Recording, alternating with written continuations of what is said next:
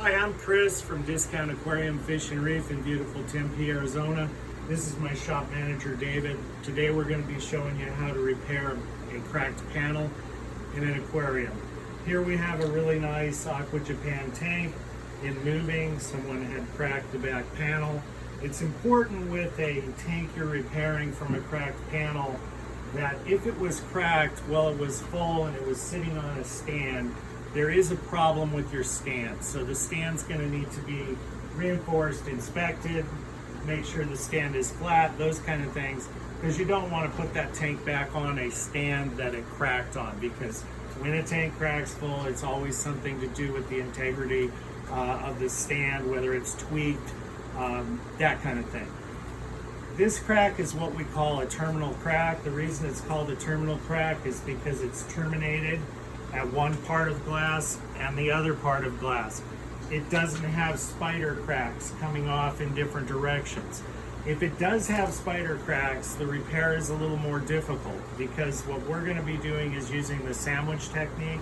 We're sandwiching this crack with two pieces of 1/4 inch glass that we've cut to size, one on the outside and one on the inside. If you have a crack that has spider cracks coming off, you're going to have to do that on the complete panel, both inside and outside. If it has an overflow, it's a little more complicated because you're going to want to remove that overflow, go ahead and do your repair, and then you'll have to reinstall the overflow. If you had a crack on the bottom of a tank, then if you have to cover the overflow area, you'll have to re-drill the holes in order to install your plumbing. So what we're going to do here is, you'll notice the piece of glass that's on the inside here has been painted. It's been painted with high heat barbecue paint, which we've found to be the best paint to paint the background on a tank or to paint a panel. The reason we painted this panel is so that when we install it, you won't be able to see this crack when you look across the tank to the back. We're going to be caulking it, so it's going to be watertight and sealed in, both from the bead that we put on to glue the piece of glass to the tank, and from the caulking that we're going to do around that. So with that said, as far as getting your glass is concerned, you have a couple choices there. You can go on local sites like OfferUp and Craigslist, and you can try and locate some non-tempered glass that you can cut in order to make your repair. A little more expensive way to go, but what might be much easier for most people, because then they won't need to buy glass cutting equipment and deal with cutting the glass themselves, is to contact a local glass shop, give them your exact measurements, and have them cut the glass for you. 1/4 inch glass is not all that expensive, but as you go in thicker glass, it gets very expensive, which is why we're using the sandwich technique. On a tank like this, you're talking about generally 1/2 inch glass, sometimes 3/4 inch glass, and we've found that that is extremely expensive to have cut and to buy. In most cases, it's not worth doing. It is very hard to remove a panel. You have to trim it, cut it, get it out, clean up the area where the silicone was very well, put the panel on, and like I say, in most cases, it's not worth doing. So that's why we use the sandwich technique, which we can make the tank completely usable and safe in doing it properly this way. So that's how you can get your glass. What we've done is cut our own glass, because we have glass that we order for having in stock to do jobs like this. We've cut one panel to fit exactly inside this tank, and we've cut another panel over here that's going to be used with the sandwich technique to come on the back side of the tank. That way you're going to have a full 1/2 inch of additional glass added, which is what the original panel is, but we're going to be adding 1/4 inch on each side, making a really safe repair. So with that said, I'm going to have Dave show you how we go about sealing for this inside panel going in, how we're going to secure that in place, and making that repair. First, Dave is going to put a bead of silicone on the inside of this crack. Nice thick bead. It's not going to be seen, so it doesn't need to be, you know, aesthetically pleasing. When we go ahead and sandwich this tank with the piece of glass we're putting in, Dave will do a little pushing on that area, and then we're going to use some strong magnets, which we'll show you after that, so that you'll see how we hold this in place and also add some pressure to it to seal it with that silicone pushed, and the silicone will smooth out a little bit when we do that. Next, what Dave's doing is he's going around the outside edge of this piece of glass that we're going to be put in, and then we'll go ahead and we'll be propping it back up and installing it. We are using a good grade silicone that is aquarium safe silicone. Alternatively, you can use 100% silicone from the hardware store, but this aquarium silicone, this is the type we're using from ASI. This aquarium silicone is much stronger, and so we prefer to use that for all our repairs. Dave's propping this back, and you can see that silicone spreading itself out as he pushes on it. And you can see we've left a small gap. That's so we have a good silicone bead on the caulk that we're going to apply all the way around in our next step. Now that Dave has pushed that in, I'm going to be handing him some magnets. The magnets that we're using are actually Flipper Max magnets, which also we sell for cleaning aquariums. They're one of our preferred brands. They have a pad on one side, they have a scraper on the other side. That's why they're called a flipper. So you have both of those tools in one.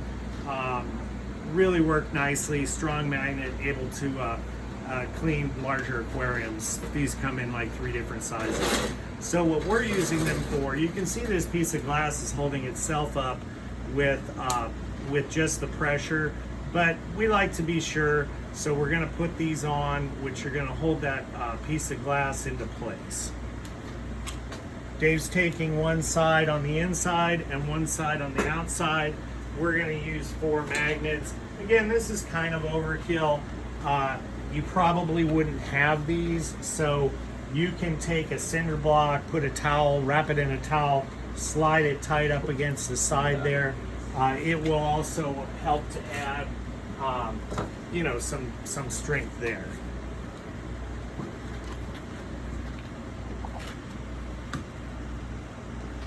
Okay, we've got our magnets on, which is holding that piece in place. And so next what Dave's gonna do is he's gonna show you caulking on the inside. When you do this, he'll show you how we smooth out the bead with a finger. There are tools for this, but we've found that the finger method works fairly well. And Dave's gotten quite good at doing it to where we don't get a bad looking seal going around on the tank. So he's going ahead and putting a nice bead of silicone around, all the way around this piece of glass. And then, like I say, after that, he's going to show you smoothing out that silicone. Last, when we get done, there is a little bit of this crack that comes up above the Euro bracing. What's going to happen there is Dave's just going to put a very small amount of silicone. We've already sanded that so it's not sharp, but just to have it so it's not rough, we're going to fill that in with a little bit of silicone. The other piece of glass that we're putting on is actually going to come all the way to the top, all the way to the bottom. It's important when you put in that other piece of glass that you don't go all the way to the bottom, because you don't want to risk being further down than the bottom piece of glass, and then when you set the tank, there's pressure on that piece that you've installed. So we've cut it about 1/16 of an inch shorter than what it would need to come all the way to the bottom. I should have mentioned also, we're using these magnets. If you have a tank that is not Euro braced, then you can use clamps like these up here. These clamps also come in very handy if you have an emergency where you had a tank and a center brace comes loose, which does happen sometime. If you have one of these around in your tool shed, you can use these long ones on any width tank to temporarily shore up that tank before you have a problem with it bowing because of a center brace coming out. You just spread that across the tank, clamp it up, and it'll hold that center brace. But it can also be used on a tank that's non-Euro brace. If you have a couple of these, then you can reach in and use those to clamp your piece of glass to add pressure and to hold it into place, and not need to use the magnet method or the brick method that we talked about earlier. Dave is going to show you the bead that he has laid on the inside now, and then he's going to, you can see he's already done that bead, and he has smoothed it out with his finger. You can see that it is a fairly decent looking bead and caulking from the front. And so now you've seen how we do this. We're not going to install this back panel that we have cut over here, but simply what we'll do is when those magnets are gone from doing the first repair, we'll put on the back panel, and we'll use the magnets and do the same thing. If you don't, again, have the magnets and it's Euro braced and you can't use the clamps, you've got two options. You can slide this tank over a bit on the stand so that you can use that cinder block wrapped in a towel to push against that piece of glass, or you can flip this tank on its face and be able to install that piece of glass flat. With that said, again, a warning, you don't want that second piece of glass to come all the way to the bottom for fear of it being slightly past the bottom piece of glass, so we've cut it 1/16 of an inch smaller than that.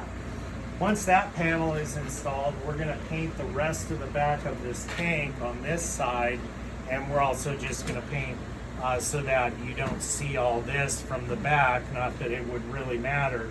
And we're going to, again, use our high heat barbecue paint, which you saw on the front panel.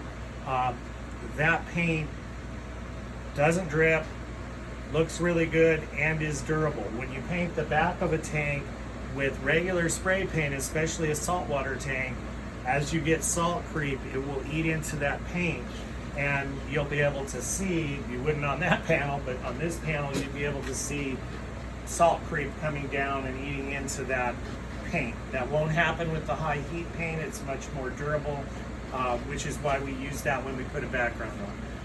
We do encourage people to paint the back of tanks. The reason for that is if you use a plastic background, invariably you end up getting some water.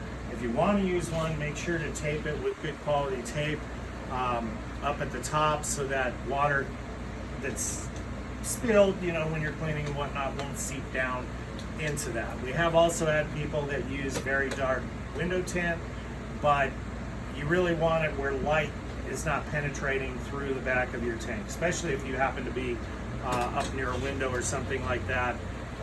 You'll have a nightmare with algae if that light can shine back in. You can see the front of this now that Dave's finished his repair, and you'll notice that we have a nice looking background, and you cannot tell that there's a crack in the back of this tank, which is what you want. You know, this is an expensive tank, low iron glass, which is very clear. You're going to want it to look professional when you're done repairing that tank. I'd like to thank you very much on behalf of Dave and I, and Bronson, our assistant, who's filming this with my handy dandy Apple phone.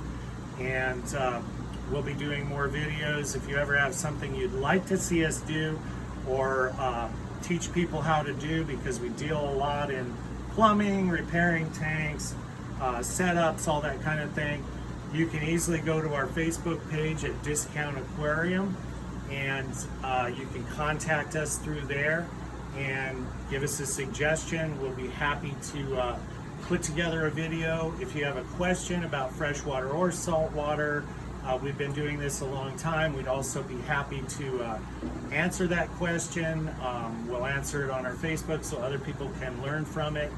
And you may also like going to our Facebook and following that page, liking that page. It helps us with our promotion.